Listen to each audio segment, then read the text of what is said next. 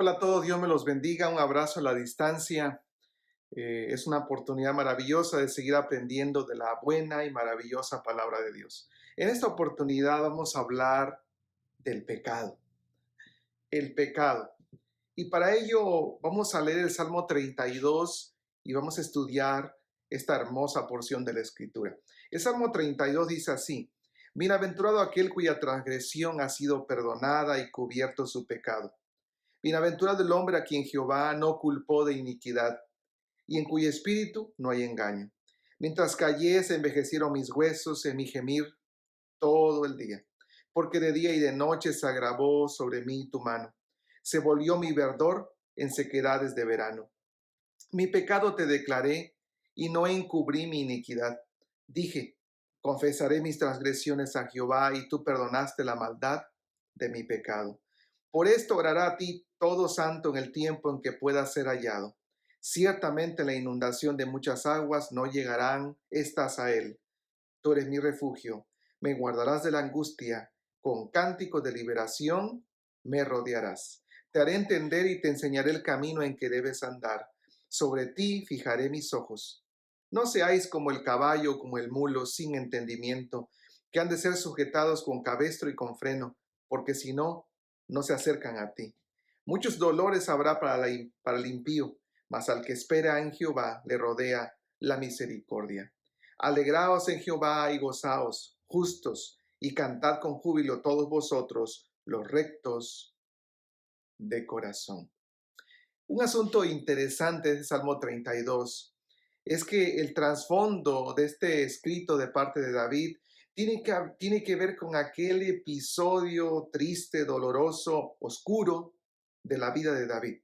Lo sabemos todos. Aquella inmoralidad, el acto de adulterio con Betsabé. No solo ello, sabemos por el segundo libro de Samuel, capítulo 11 y 12, que además del adulterio con Betsabé, David mandó a asesinar al esposo, a Urías. Peor quizá, después de que el esposo ya no vive más, David trae a Betsabé a vivir con él y él continúa siendo el rey como si nada hubiera pasado. Y entonces Dios manda a Natán, aquel profeta que confronta a David con ese pecado. Este Salmo 32 entonces lo compuso David, después de que Natán descubrió su pecado de manera pública. Y es entonces que viene un proceso de restauración espiritual de parte de Dios.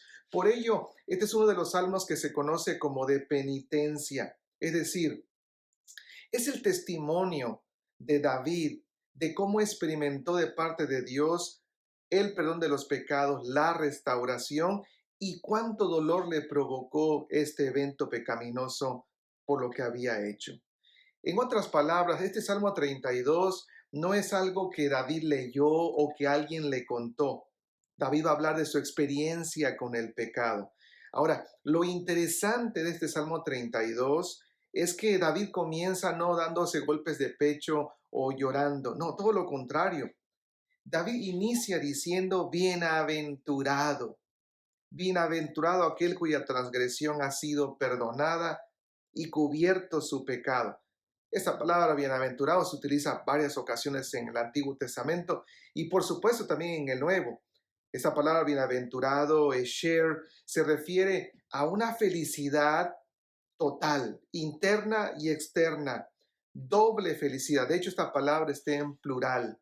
Es un grito de júbilo de David porque él estaba disfrutando adentro y afuera del favor y la gracia de Dios. En otras palabras, este salmo comienza con el final. ¿Cuál es el final?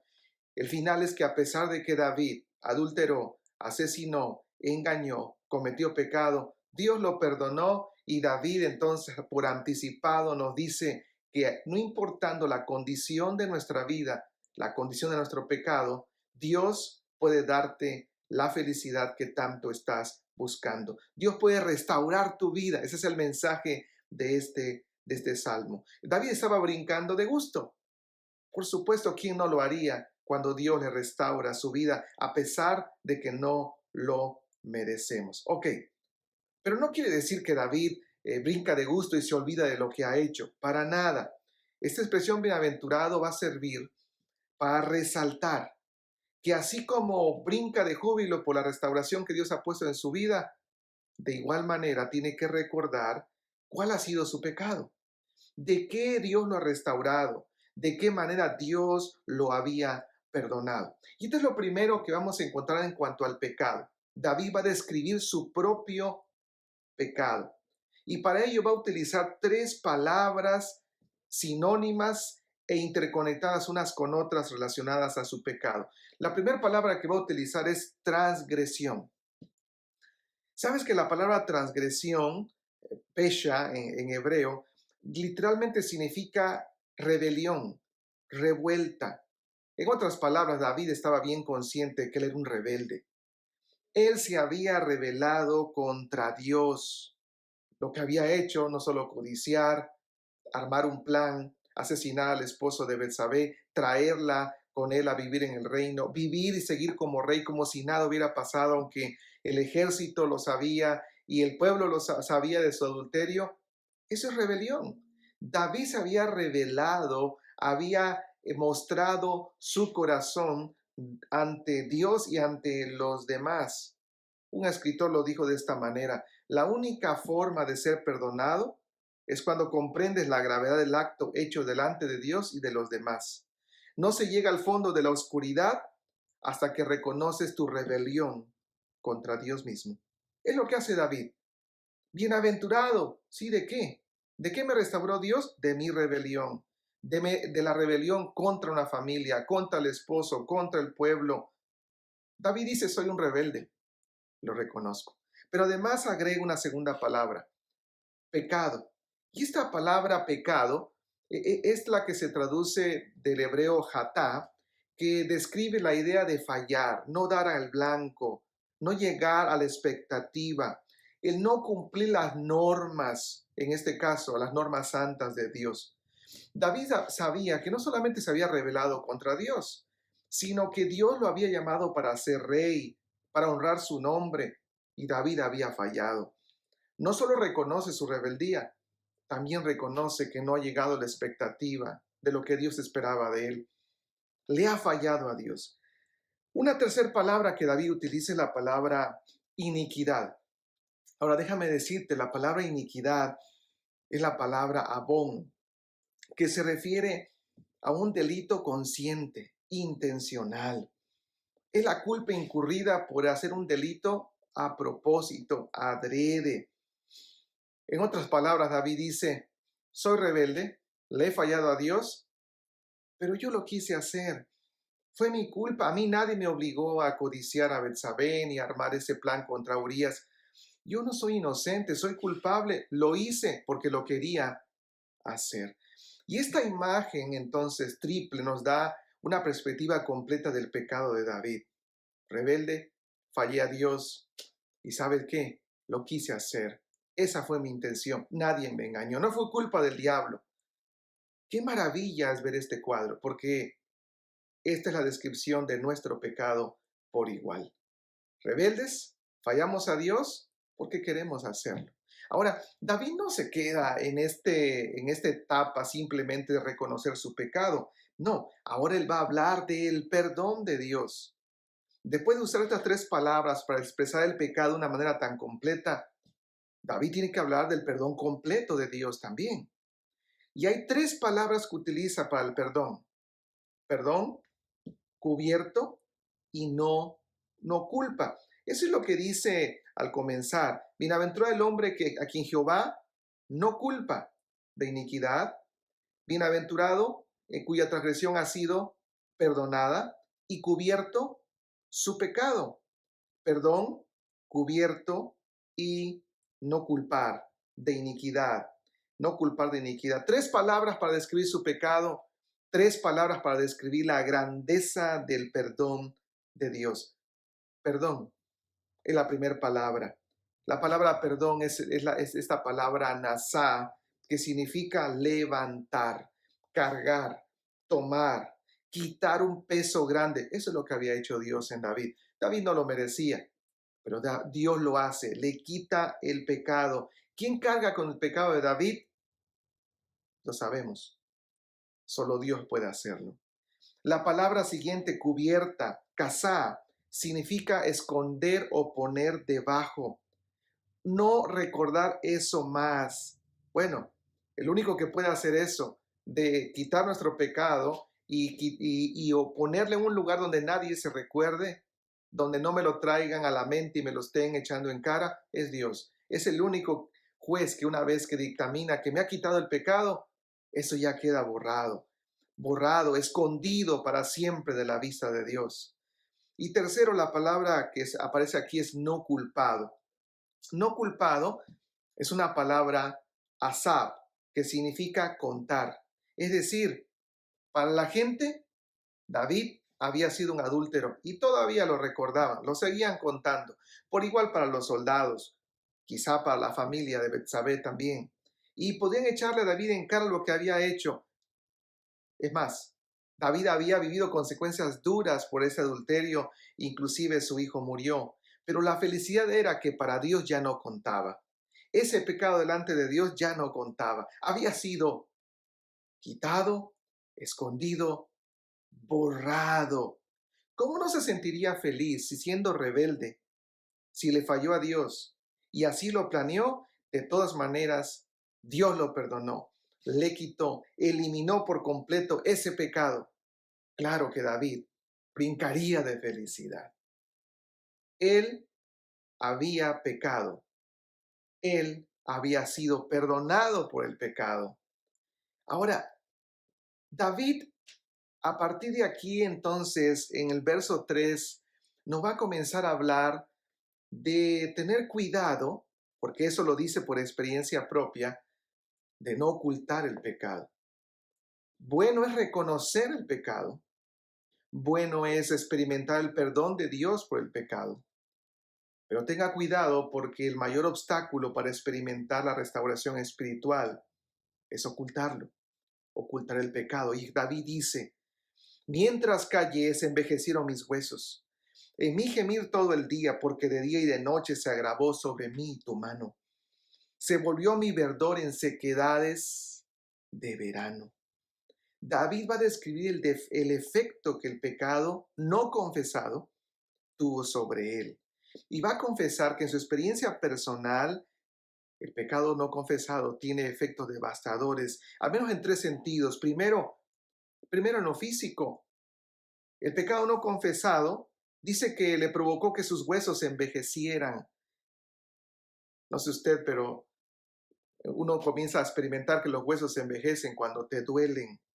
La versión Dios habla hoy dice, mientras no confesé mi pecado, mi cuerpo iba decayendo. No solo le dolía el cuerpo, simplemente se iba encorvando. Cada día se levantaba con un pesar, con un dolor, no tenía ganas de vivir. No sabemos qué más lo que sintió, pero se sintió como un anciano, sin fuerzas ni ganas. No tenía deseos de vivir. Quizás se enfermó del estómago, le dolía la cabeza, no podía dormir. No lo sabemos, pero físicamente el pecado no confesado dañó su vida. Otro asunto fue la parte emocional. Dice, mi gemir todo el día. David estaba tan cargado por el pecado no confesado que no solo derramaba lágrimas, gritaba. Esa es la idea de gemir. Un dolor que viene desde el fondo del corazón. Y eso le ocurría todo el día. Y nos podemos imaginar a David haciendo su trabajo como rey. Pero en los momentos de descanso, quizá iba al baño, a su recámara, y era llorar y llorar y llorar. Su vida estaba destrozada. Aparentemente, el nuevo rey tenía una nueva familia, una esposa, había rehecho su vida. Este rey poderoso que estaba en la cúspide como rey y había llevado al pueblo de Israel a conquistar lo inimaginable, en realidad estaba en una depresión profunda, destrozado emocionalmente. ¿Por qué? Porque no había confesado su pecado. Y por último, dice que David tenía dolencias, él sentía algo que lo estaba consumiendo. Dice, se volvió mi verdor en sequedades de verano. Literalmente, la vida se le estaba secando. Y esto es algo más que emocional o físico.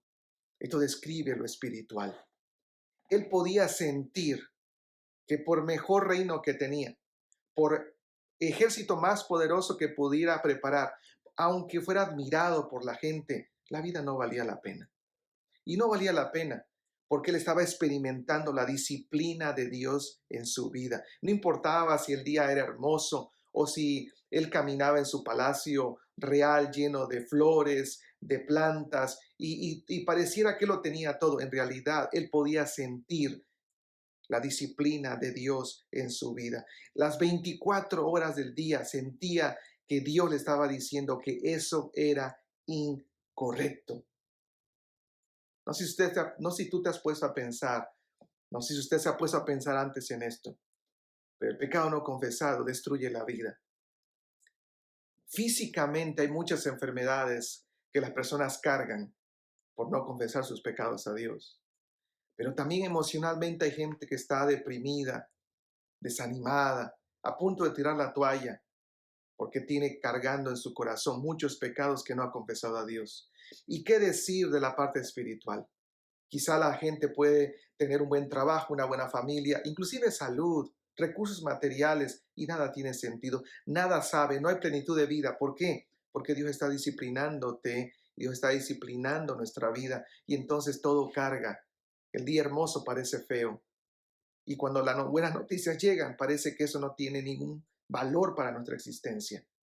Hay que ir caminando hacia el perdón de ese pecado que Dios ofrece, que es maravilloso.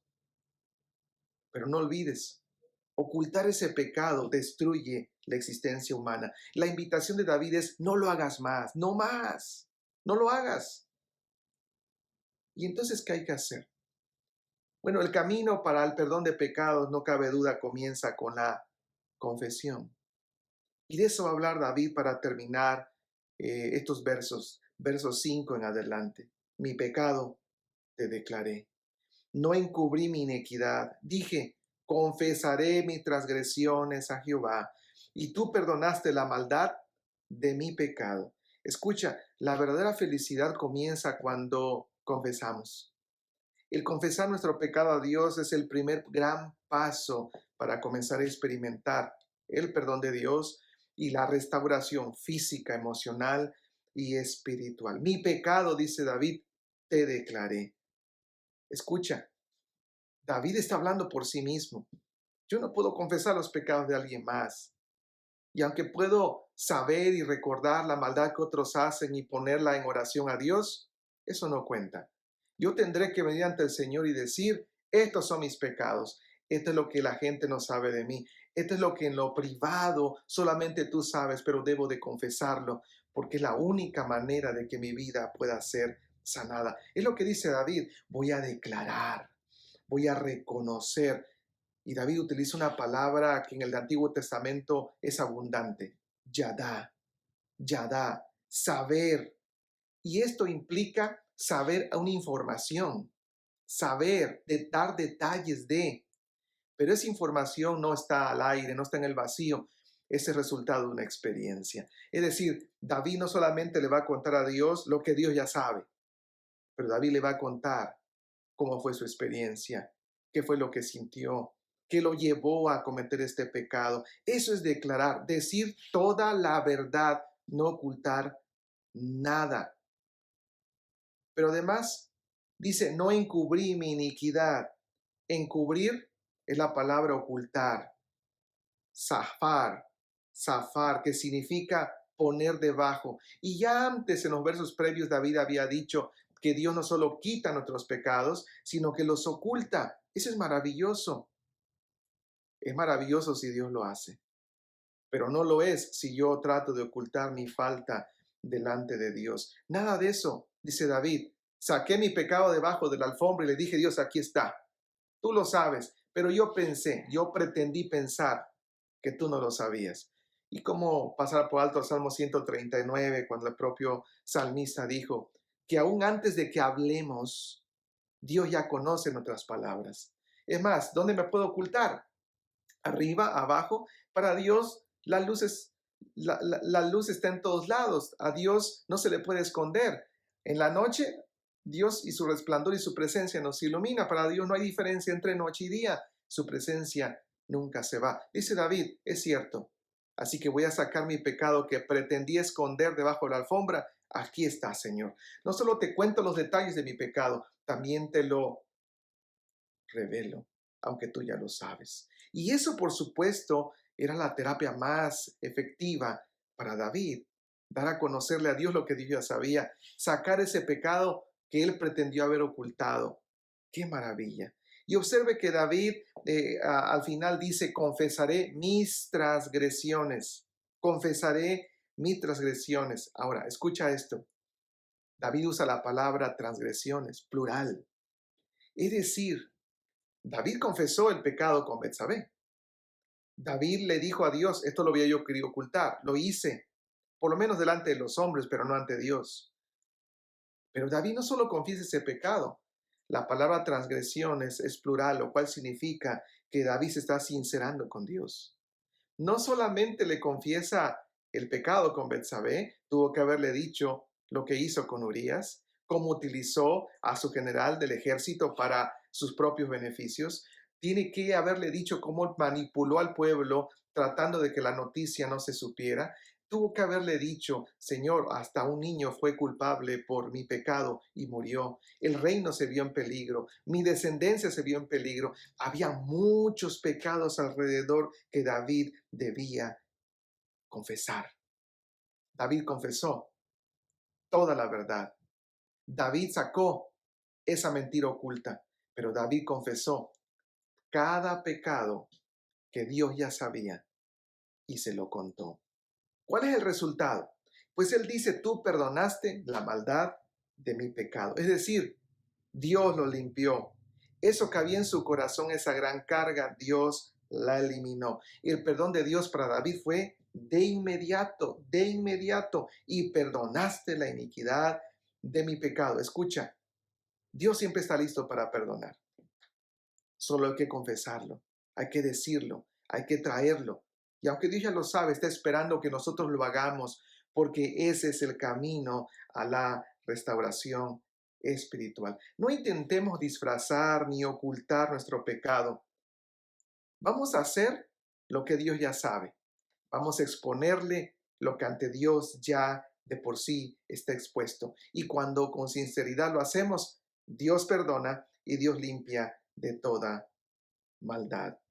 Spurgeon dijo, el que sinceramente ora a Dios para reconocer su pecado, demostrará su sinceridad y su confianza en Dios. ¿Tú crees en el Dios del perdón? ¿Tú crees en el Dios de la segunda oportunidad? Entonces, como dice Isaías 1:18, venid luego y estemos a cuentas. Si vuestros pecados fueren como la grana, como la nieve serán emblanquecidos, y si fueren rojos como el carmesí, vendrán a ser como blanca lana.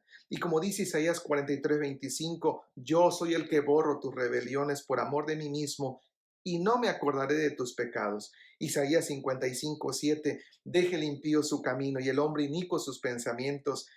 Vuélvase a Jehová, el cual tendrá de él misericordia, y al Dios nuestro, el cual será amplio en perdonar. Es lo que dice el Nuevo Testamento en 1 de Juan 2. Hijitos míos, estas cosas os escribo para que no pequéis. Y si alguno hubiere pecado, abogado tenemos para con el Padre, Jesucristo el justo, porque Él es la propiciación de nuestros pecados, y no solamente por los nuestros, sino también por los de todo el mundo. Y esta es nuestra confianza. No importando la condición espiritual de tu vida, no importando qué pecados hayas cometido, es la promesa de parte de Dios. Primera de Juan 1:9, si confesamos nuestros pecados, Él es fiel y justo para perdonar nuestros pecados y limpiarnos de toda maldad. David experimentó esto en su vida, lo horrendo del pecado, pero aprendió esto. Ocultar, destruye. Confesar, edifica, vivifica nuestra vida con la plena convicción de que Dios perdona al que con sinceridad viene y se presenta ante Él con arrepentimiento. Él limpia y Él perdona nuestra maldad.